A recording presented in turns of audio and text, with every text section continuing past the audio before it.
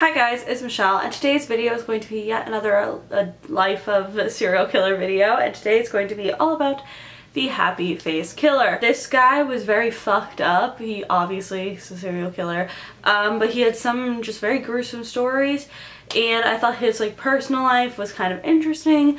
So let's get into it. The happy face killer was born as Keith Hunter Jesperson on April 6, 1955 in the British Columbia in Canada. So his father was Les Jesperson, and he continuously denied this. However, Keith claimed that his father was very abusive. It was pretty much shown and proven that he was alcoholic, and he grew up in a pretty bad home life, very abusive, and had kind of a bad childhood.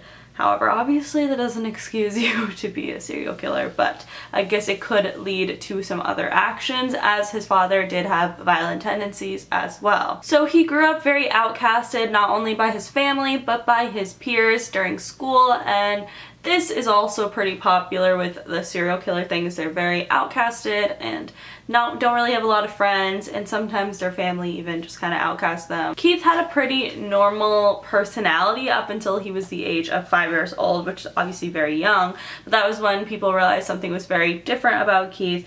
He would, like a lot of other serial killers, capture and torture animals. This is such a popular tendency that I've seen after researching this video for this series with Jeffrey Dahmer, and I think Charles Manson as well. A lot of serial killers just have these weird violent tendencies towards animals, and he would say constantly that he would he used to wonder what it would be like to do what he did to animals to humans, so it's very scary. Actually had 2 attempted murders. He was the age of 10 years old, which is obviously insane and really scary. However, people I guess didn't take this into account, which is super unfortunate, because obviously if they had, maybe the other actual killings could have been stopped. But when he was 10 years old, he was friends with a boy called Martin. The two were very rebellious. They got into a lot of trouble together. And according to Keith, Martin often blamed a lot of the things that Martin did on Keith. So he would get in trouble for the things that Martin was doing. This one day led Keith to brutally attack Martin, and Keith later claimed that he actually was trying to murder this boy at the age of 10 years old, which is insane. But luckily his father stepped in and broke up the fight. That just really scares me when kids have violent tendencies, but especially a 10-year-old thinking that they were going to murder their friend. That, I don't know, that's insane. But a year later, Keith attempted another murder when he was swimming in a lake, and he held another boy under the water until he blacked out. And not long after that, so I guess he technically had 3, but this one was stopped very quickly, luckily, because there was a lifeguard at a public pool. He once again tried to drown someone, which is all crazy. This is by the ages of what, 10, 11, and 12 years old, 10 and 11 years old. And I don't know, it just really creeps me out that he had such violent tendencies as a kid, because obviously when we looked back into Jeffrey Dahmer, Ted Bundy, and Charles Manson, they all had violent tendencies and with animals and stuff like that, but never anything of this magnitude, which makes me wonder why kids like this wouldn't be checked out or mentally evaluated or anything in order to stop what they could do in the future. If your kid is debating killing someone at 10 years old, even if it doesn't, the attacking one maybe could seem like he was just trying to beat this kid up and maybe didn't know the effects, he could kill someone by that. But when you try to drown someone, I feel that's a very clear indication that you are trying to kill someone. I feel there's no way around that, so I don't get why he wasn't mentally evaluated or put somewhere where he could get help, which is really sad, obviously, because it definitely led to a lot of other things. It's also maybe important to note that at the age of 14, Keith claimed that he was raped. There's not much evidence behind this or any proof of who did it or anything like that, but that is what he claimed. And in 1973 he graduated high school, but he did not go to college because his father didn't believe that he could do it. In 1975 he married a woman named Rose Huck at 20 years old and had 3 children of his own, 2 daughters and 1 son. 14 years later, Rose packed all her shit up, packed the kids up, and moved into her parents' house, though Keith still spent time with the kids, and they divorced in 1990. This is another thing that is super interesting that we will get into at the end of this video, is that Keith like had kids. Obviously we've seen that Charles Manson and Ted Bundy also had children, but it wasn't like the same way. Like it seemed like they were like babies and they don't remember their father, or we don't know who they are.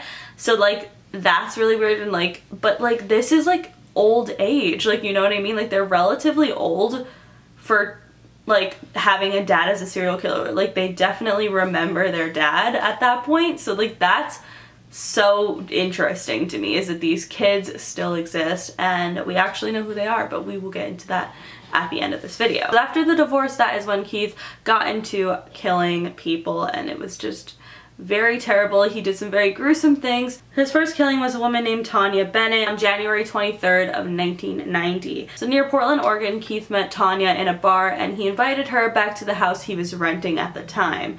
So at this point it was a very normal situation. Obviously Tanya felt safe enough to go back with this guy, and I feel like that happens a lot. People meet at a bar and they go back to the house to like hang out or have sex, whatever. And that was his intent. He intended on having sex with her, and when she didn't want to, he brutally hit her and ultimately beat her to death. He ended up actually going out again to like kind of obtain an alibi, and he made sure to talk to people while he was out. He went back out for more drinks and he had conversations so that he could have an alibi if needed. And then when he went back to dispose of the body and her things, he was back on the road again, and the next day the body was found and there was no leads, no suspects. If he was a suspect, he would have had an alibi, and he already left town. So I don't know, it's pretty creepy that like people can just like, I don't know, I didn't even think of that. Like it's so scary. He didn't do anything again until 2.5 years later, when a still to this day unidentified body of a woman was found that had been raped and strangled near Blythe, California. Her body was found on August 30th, 1992, and Keith claimed this woman was a prostitute named Claudia. This was a very common thing with Keith's killings. Most of them were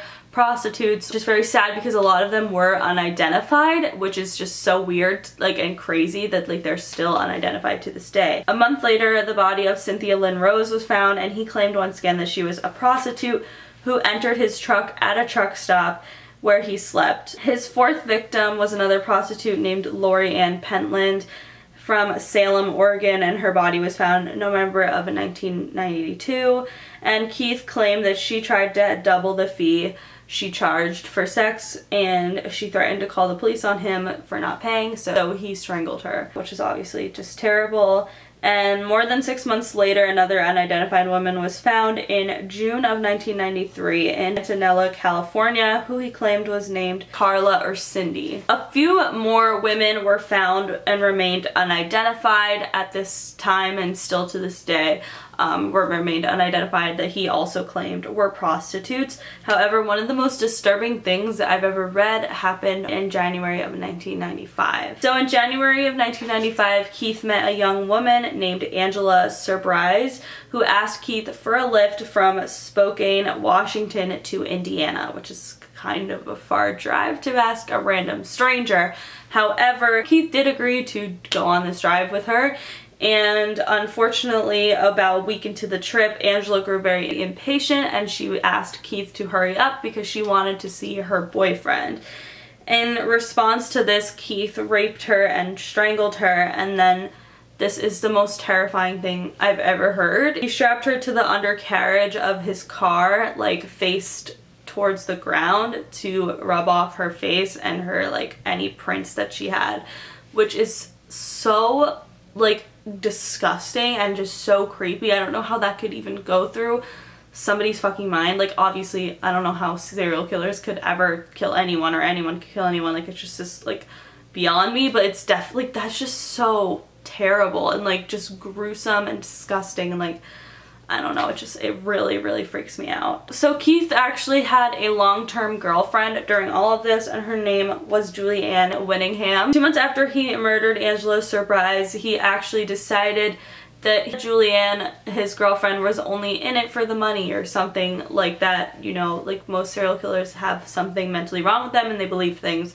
that aren't true. So, but that's what he believed at the time, and because of this, he strangled her on March 10th, 1995, and she was the only victim that Keith killed that was personally attached to him. So it wasn't just a prostitute or someone random, it was somebody who everyone knew that he knew and was dating. So this is actually what led the police to be on his trail. So you might be wondering at this point, how does the name the Happy Face Killer, where did he get the name, like what is that about? Basically, he wrote a confession to one of his murders on the bathroom wall at a truck stop and signed it with a smiley face, which is super eerie and creepy, because why would you associate like happiness with a killing, a confession of a killing? It really obviously creeped a lot of people out if that's how he was dubbed as the Happy Face Killer. However, from this truck stop, he didn't really get the attention he wanted, so he sent out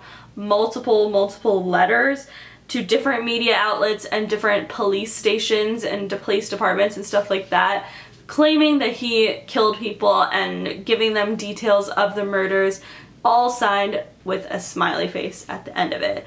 So that is how he got dubbed as the Happy Face Killer. It's super creepy to me because I just can't associate, like, obviously the two.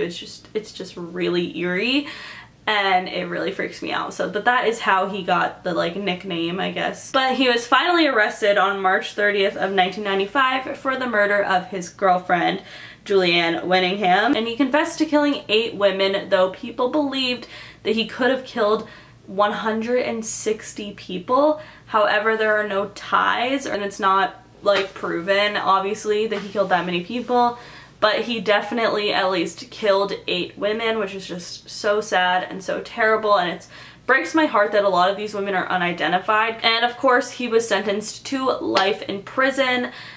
He still is alive to this day, but he won't be getting out ever. He's, like I said, sentenced to life in prison. I think he got 3 sentences to life in prison, so that is good to keep that fucker in jail. He's obviously disgusting, so he should, you know, rot. Something that I found interesting is that in 2008, going back to his kids, his daughter, Melissa G. Moore, actually appeared on Dr. Phil and Oprah Winfrey, and also had a 2020 segment talking about her father and what was it like to grow up the daughter of a serial killer. Just a young child when he took my kittens from me.